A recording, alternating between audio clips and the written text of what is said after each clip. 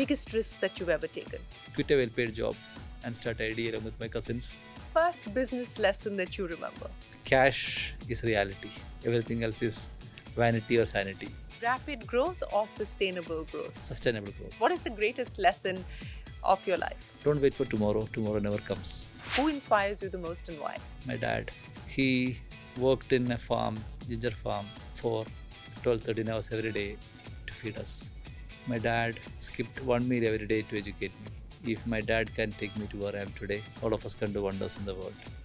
That's why he is my role model. Your forever hero. Superhero.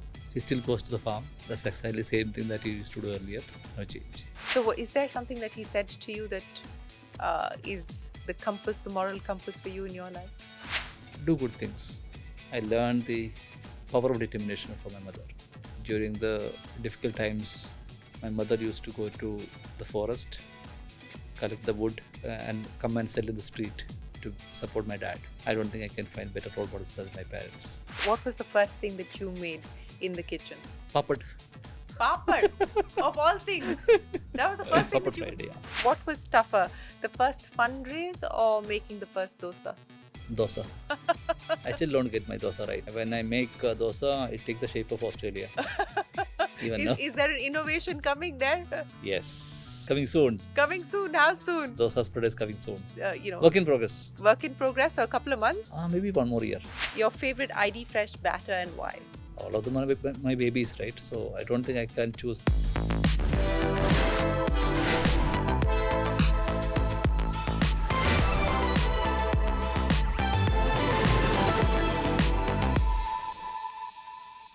From a 50 square foot kitchen in Bengaluru to kitchens across the world, ID Fresh Food has redefined convenience, authenticity and trust in India's ready-to-cook space. Hello and welcome to the Young Turks Reloaded podcast. I'm Shereen Bhan. Built with 50,000 rupees as seed funding and a family recipe, the brand today reaches millions of households across India, the UAE, the US, UK, Singapore, and even Saudi Arabia, powered by 5 manufacturing hubs and a 680 crore rupee top line. With clean label innovation at its core, from idli dosa batter to parathas and chutneys, ID has turned everyday staples into a national fresh food movement. And now it's gearing up for its next phase of growth, ID 2.0, with plans perhaps for an IPO.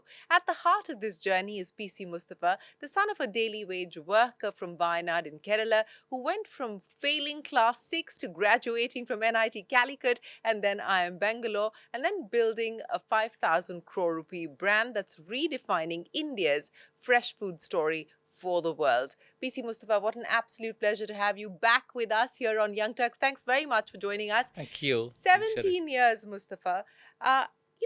There are memories that, in hindsight, define who we become, shape our journeys. If you were to go back in time, are there those points that you can identify that kind of have defined your journey so far? There are many such, defining moments in the history of ID.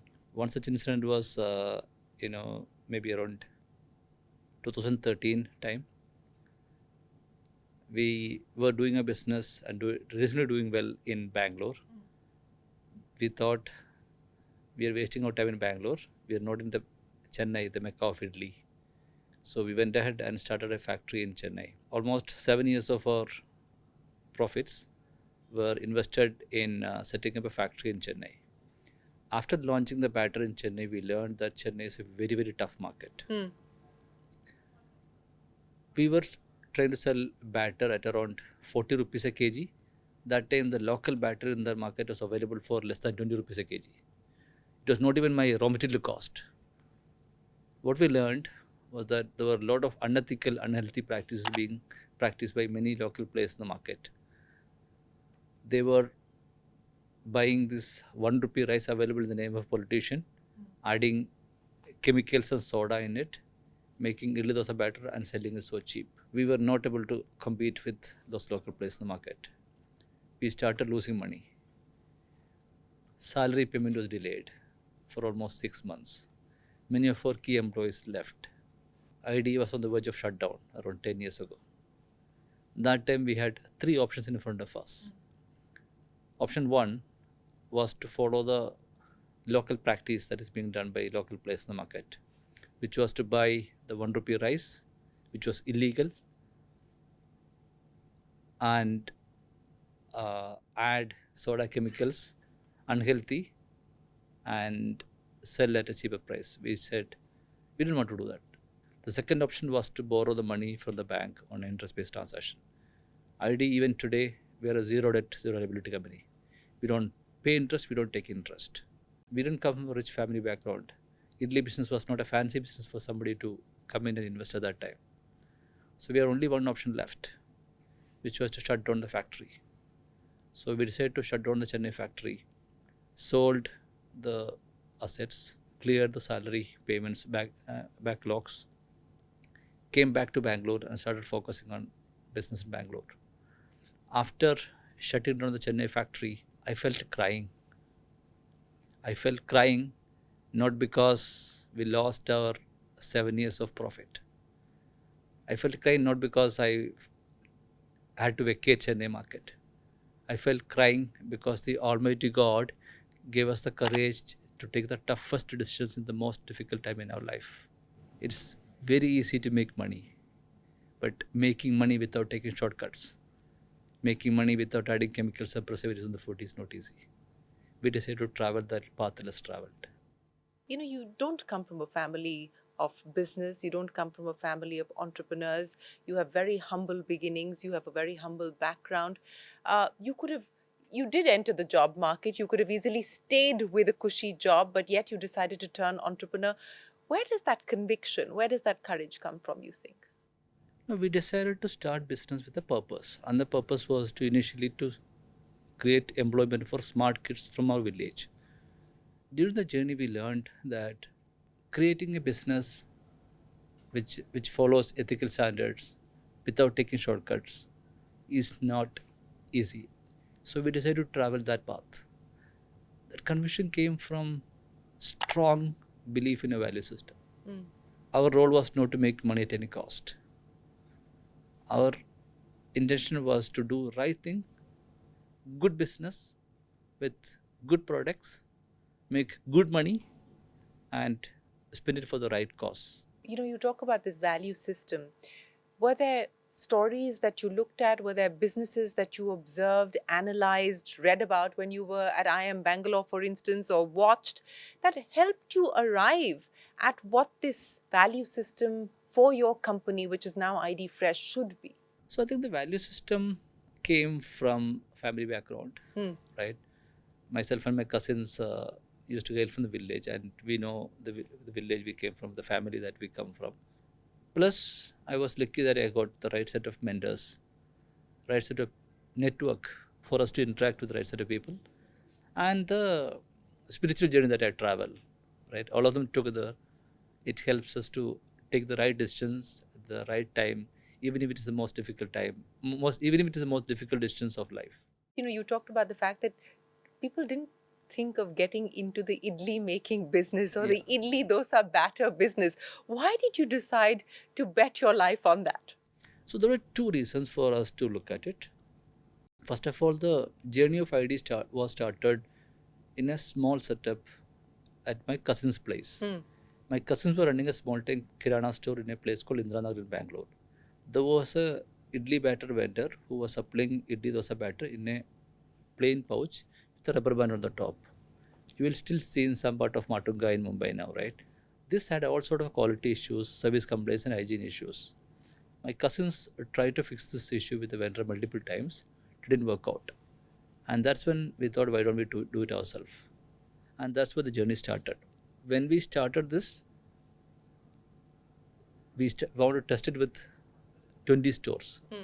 Objective was to sell 100 packets in 20 stores. It took us 9 months to sell 100 packets in 20 stores. But almost then we like didn't having a baby.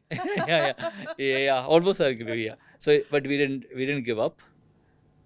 If you look at the atta business at that time, the chakki atta business, chakki atta was actually getting popularity into the packaged form, right? And there were many such category which was getting branded.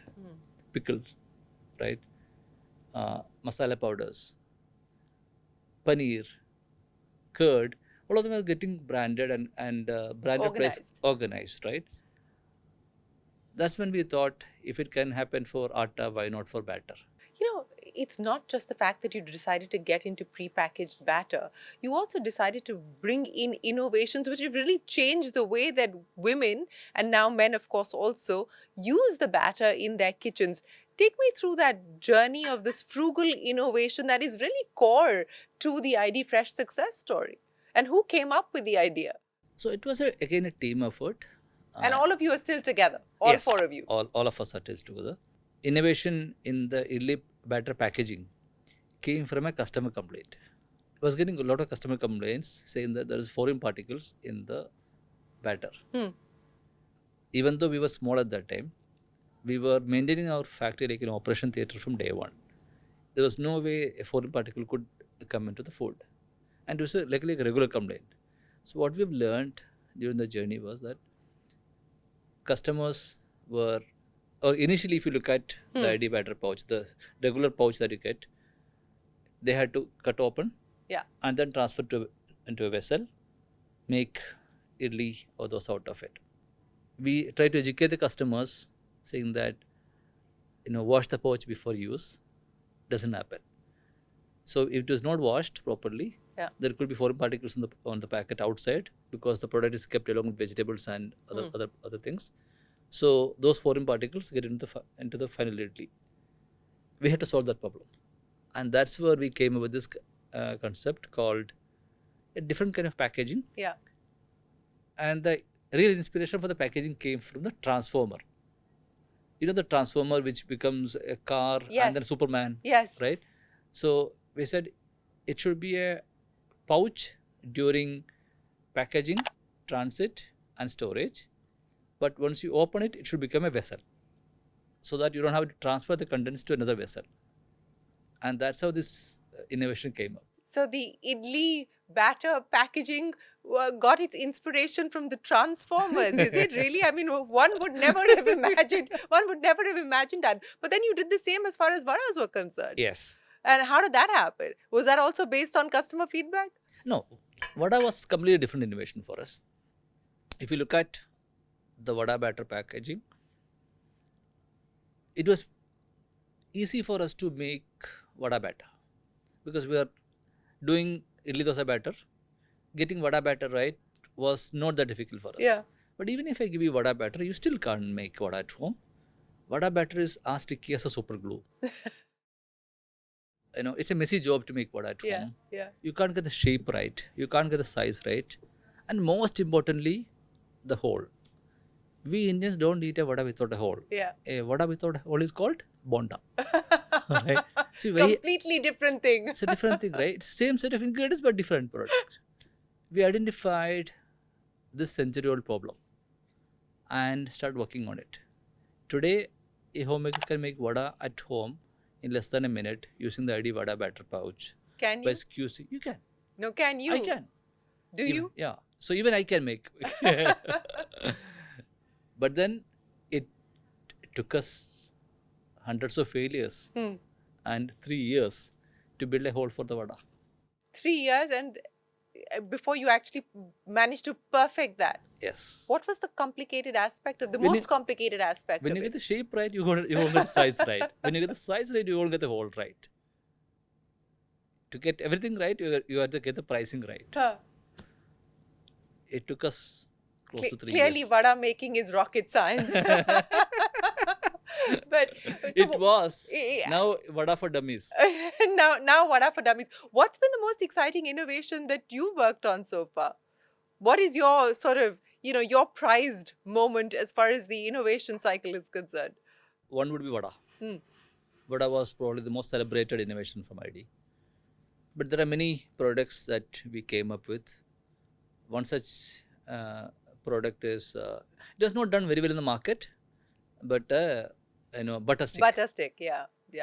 It's again a great product, great innovation, probably not the right timing. Why do you think it didn't take off? Not sure. I still don't know. It's a great product. You still believe in it?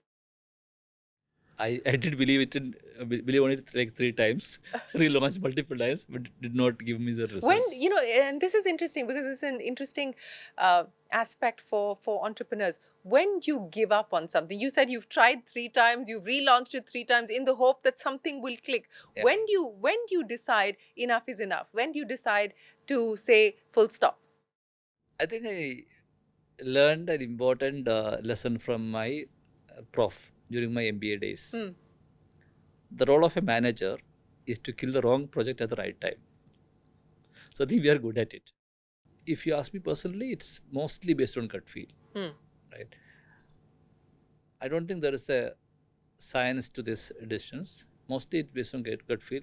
I'm still hoping that one day Butterstick will get relaunched and become a super hit one day. Another thing that we did, great product was tender coconut.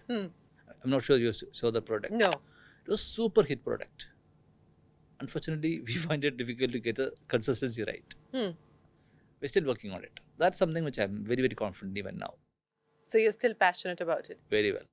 You know, you talked about the fact that right from day one, you wanted your factories to be, in your words, like operation theatres. Take me through that. Manufacturing in India is challenging. It goes through its ups and downs. You know, and smaller businesses have it harder because of all the approvals and so on and so forth that are required. What did it take for you to set up a factory that was almost like an operation theatre right at the very beginning? I don't think we had the large setup during the initial days. What I mean to say is it was a small kitchen. Yeah. Right? But we maintained the hygiene like an operation theatre. That's what I meant when I said setting up. I mean, the fact is like yeah, but now, how did you then scale that across different locations, across different geographies and different jurisdictions? Yes. What's been the playbook that you've now been able to scale? I think the best thing that happened to ID was when we went to Dubai to set up a factory. We thought we can set up the factory easily, but the approval process out there was very, very complicated. Harder than India? Yeah, when I said approval process, the guidelines that they set for you to get the final approval was very, very difficult. But we managed to get the final approval. But that is a good learning for us. Then we thought, why don't we replicate this model across other plants? And that's how the modernization of the factory happened. I think I want to clarify one more point to you when I said the operation theatre model, right? So 3 things that we do we have been the pillars in the decision making for ID. 1, if you walk into my factory, you will not find any ingredients that my mother will not use in her kitchen. Whatever goes inside the food should be exactly same set of ingredients that my mother uses in the kitchen, nothing else. Second, a factory should be as hygienic as an operation theatre. Third, before I send any products to market, I test it with my own boys, my kids. If they're comfortable, if they're healthy, then I send to the market. Have they ever rejected anything? There are many. Really? Yeah. What did they reject? There are many products that they may not like. What I mean to say is from a safety perspective, right? Food safety perspective. That's what. But I think there are many such products, What like didn't pass their test? What didn't pass the sun test? Appam batter, for example. They didn't like it? They don't like it. We don't launch. Because they didn't like it, you didn't launch? No, so I'm saying, one is they didn't like it. Second thing is we were not able to get the product properly right. We further try to improve, but I don't think we got the best product out of it. So how instrumental has your mother been to the ID Fresh story? You said every ingredient in the factory is a replica of what your mother has on her kitchen shelf. And was it her recipe that got things started? My batter is better than her batter. Your batter is better than her batter. Does she agree with you? She has to agree because that's a fact. But unfortunately, she still makes batter at home. She's not using ID Fresh. She still makes batter at home. So where did the original recipe come from? My cousins, figured it out. It was from our own family, and the roadside vendors that we reached out to. They were making batter. So all those inputs we got and fine-tuned. But for us to come up with a recipe, the right recipe, consistent recipe, it took us close to 1 year. There's no rocket science in making idli dosa batter. But it took us 1 year to get the consistency right. Right set of ingredients, right proportion, right fermentation level. And we didn't come from a food technology background. Yeah. So we had to experiment ourselves and make a lot of failures and learn from that. So what is the hardest part? And I think a lot of people who are looking at getting into the food business, and what is the hardest part of going from idea to actual execution in light of the experiences that you've had? I think the most important aspect is to get the product right. If you don't get your product right, don't waste your time. Because at the end of the day, the product has to be the hero. That's my learning as well. From a concept to implementation stage in our business, the challenge was in getting consistency. We had to bring in some science, and we didn't come from a science background, right? We had to bring in science. No food background, no science background, yet a food tech company. Yeah. So we had to bring in some science to bring the consistency. For example, the moisture level of rice has to be this much. The pH level of the water should be this much. The viscosity of the batter should be this much, right? So those kind of things we have to establish. That took us long time. So how did you draw in those capabilities, to be able to arrive at what the pH should be, what the viscosity should be? I mean, how did you assemble that team around you? Google. Really? Google? That was the only way for us, because I couldn't afford anything else during those days. So we Googled and identified these are the specs. Not specs, these are the ways for you to measure the consistency. And then we had to standardize it ourselves. Standardizing and then scaling it up across Yes. different locations. Have you been able to put together now a template Yes. which you can share with people? If you're setting up a factory, you've just come from your Noida factory, Yes. for instance, is there an ID Fresh factory template? Yeah. Now we are able to replicate it very well. In fact, we are now starting our Saudi factory. I just went to Noida factory today and told Murthy that just replicate this factory in Saudi.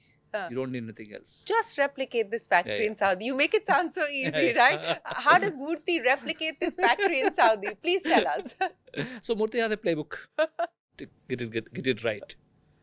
I think the best thing that I did in ID was to get the right team in place. I think I'm very proud that I built one of the best leadership team who are more passionate about than me to fight a war against chemicals and preservatives. And that journey is really satisfying. But this battle against chemicals and preservatives that you talk about, I mean, today people look at labels. Yeah. Not a large majority, but people are more aware. People ask questions about what's going into their food, Yes. so on and so forth. It wasn't the case 17 years ago when you started. What was it about getting into this battle against chemicals and preservatives that was driving you back then? Why did it become so core to your entrepreneurial dream? If I add a little bit of preservatives, first of all, we all know chemicals and preservatives is bad for us, right? And it is not the way the food has to be prepared. What goes inside the food should be only food, nothing else. If I add a little bit of preservatives, as a customer, you won't notice it. Regulatory wise, it could be okay. My employees may not even know what I'm adding into the food. But then I believe the Almighty God is watching every moment in my life. As long as I have that belief, I cannot add chemicals and preservatives in the food. I cannot I cannot get involved in any kind of food adulteration. I cannot do anything illegal. I cannot do anything unethical, unhealthy. And that started during my childhood days. It takes me back to 2021, and that's the last time that you and I spoke. Yes. Where there was a massive backlash against ID Fresh. Yes. Because of messages that went viral on social media accusing ID Fresh of using animal extracts in your batter. And we spoke then, and you of course came out and denied all of those allegations. You battled all of the accusations that came the way of ID Fresh. You opened up your factories. I remember very distinctly. Yes. You opened up your factories. Virtually, people could visit an Yeah. ID Fresh factory. But for a company that based its entire philosophy, its ideology, its USP on the fact that you were anti-chemicals, anti-preservatives, to now have to deal with the fact that you were putting in animal extracts into your batter. How challenging was that crisis for you as you look back at it today? I look at every challenge as an opportunity. That initially was a challenge. Initially, I thought it's some random messages, but as you mentioned, it started going viral. It started getting coverage in different media as well, and that's when we had to come up and deny the allegations. But I think that did a lot of good things for the brand ID. Many of my customers and people like you came in support of the brand, and they had visited the factory, they had been using the product. And most importantly, it also gave me an opportunity to demonstrate to the world what ID is. Right? Until that time, I was talking about preservative free, chemical free, soda free batter. People wouldn't believe. During that time, the crisis, we used an opportunity. We put up our factory live. We were the first company in the world, food factory in the world, to live stream the factory. We had nothing to hide. In a period of 2 weeks, the message of a company having a courage to put the factory live reached 242 million people, like one fifth of India. 8.32 lakh people visited the factory live stream. Even today, we get visitors to the factory. We get grandmas and school kids coming in to audit the factory. All inspired or started with a campaign which did good things for the brand ID. Eventually it did good things, as you point out, as far as the brand is concerned. But when you were in the middle of that crisis, what was going on in your mind at that point in time as an entrepreneur? But also, it was a combination of people questioning your identity as well, wasn't it? That time I was remembering a particular story that I learned during my college days.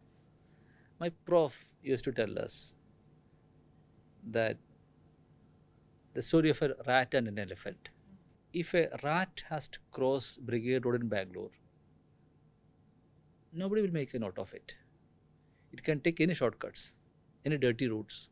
But if an elephant has to cross Brigade Road, the whole world will know about it.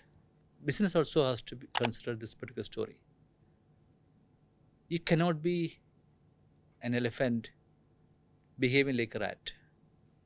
If you have to become an elephant, you have to be behaving like an elephant.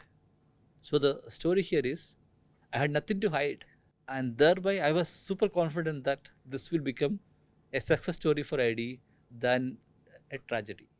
But somewhere, do you still wonder about who was behind this, what triggered it, or have you let it go?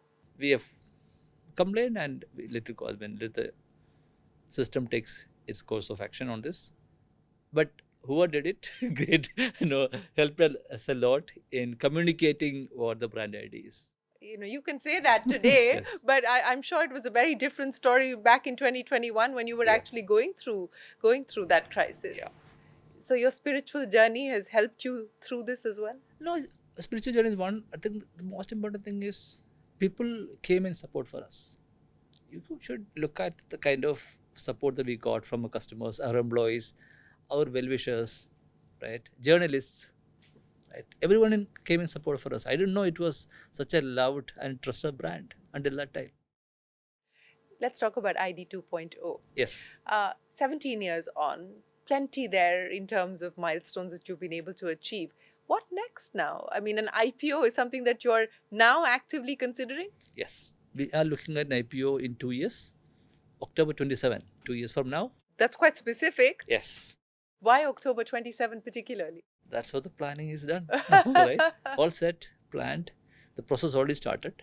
We should be completing the IPO process by October 27. And what do you intend to do with the money? How much money would you like to raise? Yet to finalize. We haven't thought of, raising primary in that round. Let's see. ID is a profitable business. It has enough. It is really good cash in hand. So we won't need any primary immediately. So why then the need to IPO? IPO was a dream when we started. It was a dream, and hopefully in 2 years we will be there. So the dream was to be a listed company? Because clearly it's not about the money. Dream was to be a listed company and become a role model for the world by doing ethical business without taking any shortcuts, without taking any compromises. Can it be a $1 billion business? Can it be? It can be. By when? 2 years. 2 years? So to coincide with the IPO? Yeah. You talked about the fact that you're debt free. You've never taken on debt. You don't intend to take on debt. Why is that something that you've been so vociferously you've stuck to that so vociferously? One spiritual reason, right? Spirituality comes into everything, doesn't Yes, it? one spiritual reason I am against it. Second, interest is a trap. Once you fall into it, you cannot come out. Also affects your creativity and peace of mind. You have to be worrying about the EMI payments on a monthly basis than doing the business and having having peaceful night. If you look at any aspects, I would say stay away from interest. But from the seed funding of 50,000 rupees, Yes. What was the milestone that you were the proudest of right in the beginning? When we were able to sell 100 packets a day in 9 months, that day that was only in 20 stores. That day we thought, yes, this can be few hundred crores business, right? That's that was the final conclusion after that experiment. What are the milestones that you're now working towards? You're in a bunch of countries at this point in time. You're expanding your India business. You've expanded your product portfolio as well. So what are the next milestones that you're hoping to hit? What are you working towards? As I told you, a 2-year milestone is IPO. Yeah, that's one. A $1 billion IPO is what we look at minimum. I think we should be good to achieve that Bankers, milestone. etc., all in place?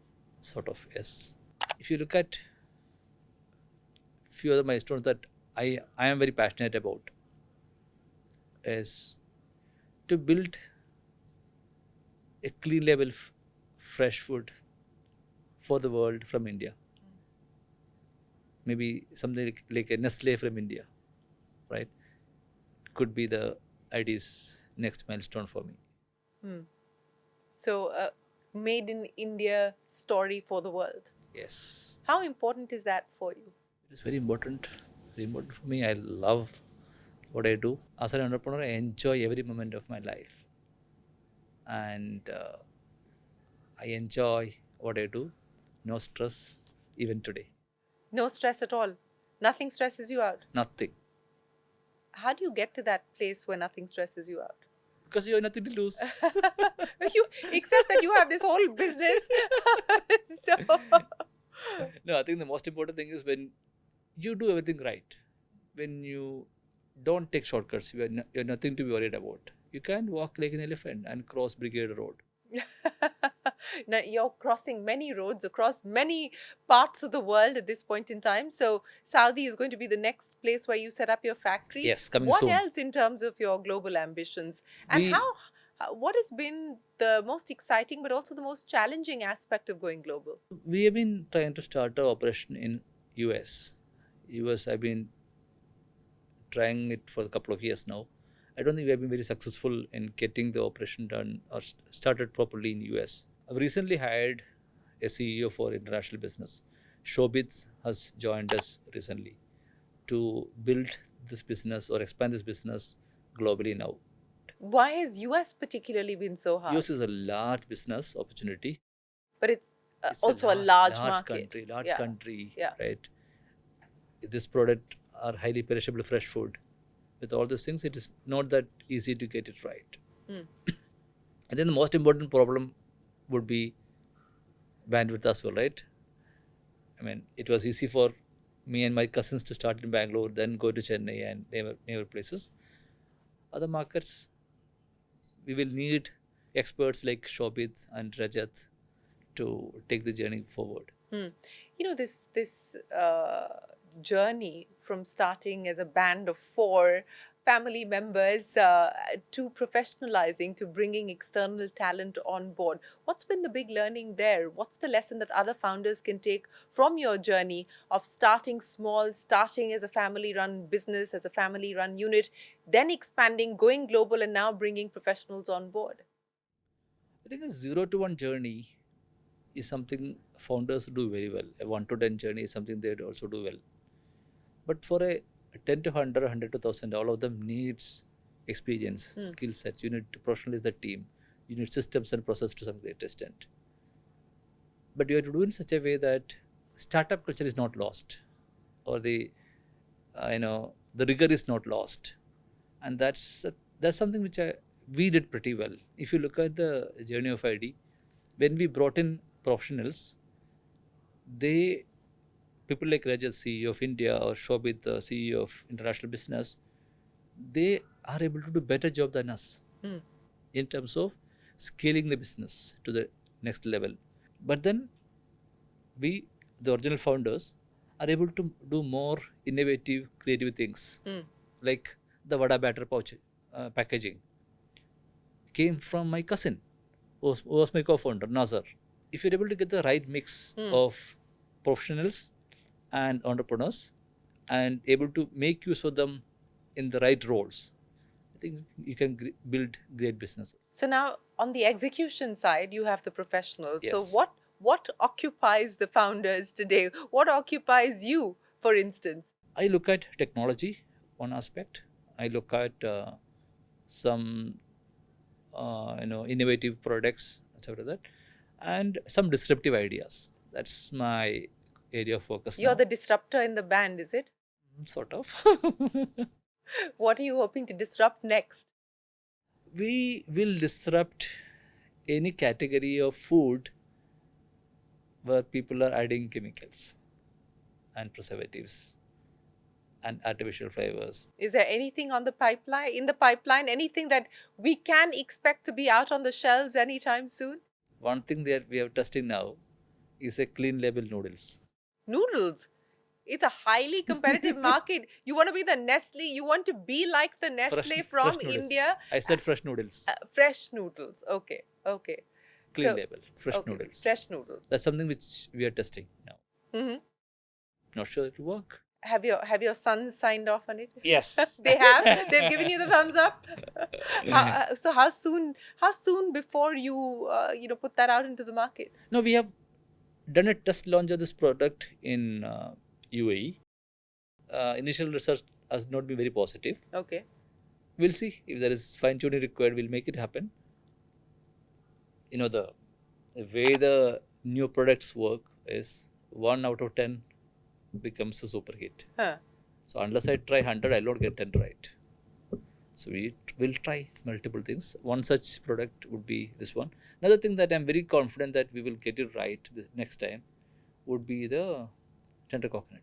Tender coconut, which you're not giving up on. No, as you said, that if you're working on 10 ideas, one might be a super hit and the other will probably will fall by the wayside. You'll have to pull the plug on those. This process of ideating, this process of finalizing which one to bat and which one to go with. Again, a lot of it your gut. How does it work? Initial days, it was mostly based on the gut feel. Today, we have people like Rajat who have sort of institutionalized it and has brought in systems and process to take those decisions.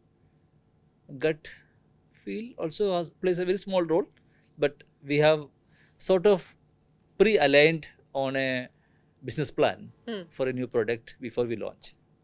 And if those metrics or KPIs are met, then it is easy for us to take the right decision. As you look at the various categories that you're getting into, you're not the first mover in any of those categories. You're not the first mover in the idli dosa category or the butter category, or now even in the noodle category or the tender coconut category, for instance. And hence, differentiation will be critical for you, or is critical for you. How do you look at differentiation, and how have you driven the brand towards differentiation in a market where you don't enjoy the first mover advantage? Clean label take. We look at clean label take for any product that we look at in the market. Let's talk about your spiritual journey, because that's clearly very core to who you are, but it's also core to ID Fresh and ID Fresh's story. What drives you today? Where do you draw your inspiration from? I am the servant of God, and my duty is to serve the needy, and that could come from multiple things that we do. One could be serving the right food to the right set of people.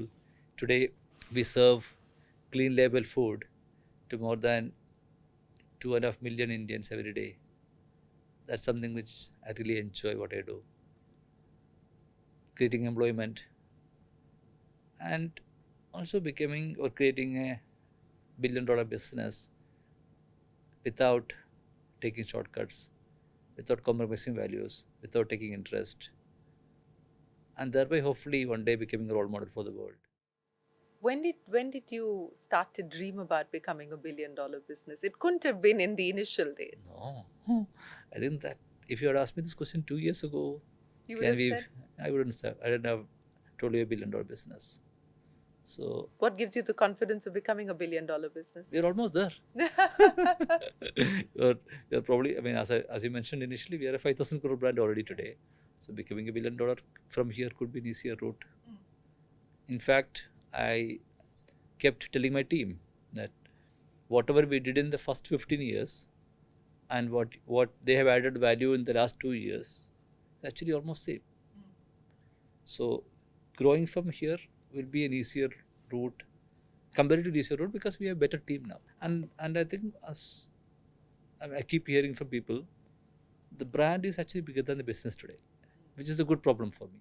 But I also want to ask you, we're living in a world where the GST environment has changed. In fact, GST, as far as parotas were concerned, was a national debate, raging national debate. How are you looking at it from your vantage point? We were paying, VAT initially. It was 5%. In the initial GST thing, it became 18%, and we appealed. I think that is still in the judicial process. So no comments about it. Now the government has made it 5%. Yeah. No, 0% now. Yeah. So even better for everyone. So do you see that impacting demand in a significant way? Yeah. Hopefully it will. So you see that as a game changer? I wouldn't say game changer, but an enabler. What else do you see as enablers for a business like yours? I think a proper cold chain establishment across could be a great enabler for a fresh food business. I think we lack that infra. Changes have been made as far as food safety norms are concerned, etc. But do you believe enough has been done? Would you, as a fresh food company, like to see more by way of regulatory interventions? Do you think we need to beef those up further? How do you see it? I think enforcement of the law, especially with respect to what goes inside the food, I hope we end up doing more rigorous tests and ensure that the food is safe. It is safe and free from chemicals and preservatives and all unwanted nasties. Right. I think that could be a very positive step forward. Let me end by asking you, you gave us a wonderful story, which was something that your professor told you about the rat and the elephant. Is there another story that drives PC Musthafa? Or is there a specific story that drives PC Musthafa? We went through very tough times, and many times, we had to balance between the values and the business. Business interest was conflicting with my value system. And one such incident was about a large order of, a particular snack that I used to do during those days from a large hotel group. I was very passionate about to learn about the usage of this product, and my objective was to identify the usage pattern so that I can pitch the same idea to other large hotels in the group and make more money. This was during the most difficult times in the life. Those days I was not able to pay school fee for my son. That's when this particular thing happened. During the meeting I learned that they wanted to use it as a bar snack. Bar snack? I was confused. That was the first time I heard the word called bar snack. Should I be selling a product to promote liquor business, or should I focus more on my core, which is ethical business? On the way back from the meeting, I talked to my partners. We debated, we discussed. As I mentioned, the value system was conflicting with my business interest. We finally decided to reject this order. I called up the chef and apologized. He shouted at me. I kept the phone down. I felt crying. As I mentioned again, such tough decisions, even during the most difficult times, helped us to create the strong brand that we are today. I'll be proud to narrate this story to my grandchildren one day in future. I was part of a team who built a multi-billion-dollar business without taking shortcuts, without adding chemicals and preservatives in the food. Learning for me out from there is, sometimes when you're walking, you see light at the end of the tunnel. You have to be very careful. Sometimes it may not be the end of the tunnel. It could be a train approaching opposite you. Be careful. Be careful to avoid a train wreck, and don't take shortcuts, and continue to live your life with courage and, more importantly, compassion. PC Musthafa, always a pleasure. Thank you so much for your time again today. We look forward to ID Fresh 2.0. We look forward to seeing you being listed on the Lal Street and creating a multi-billion-dollar fresh food business here from India for the world. Thank you. Thank you very much. Well, with that, it is time for us to wrap up this edition of the Young Turks Reloaded podcast. If you enjoyed this conversation, do send us your feedback and your views and suggestions. We always like to hear from you. From all of us here, for now, from the team, goodbye. Many thanks for watching.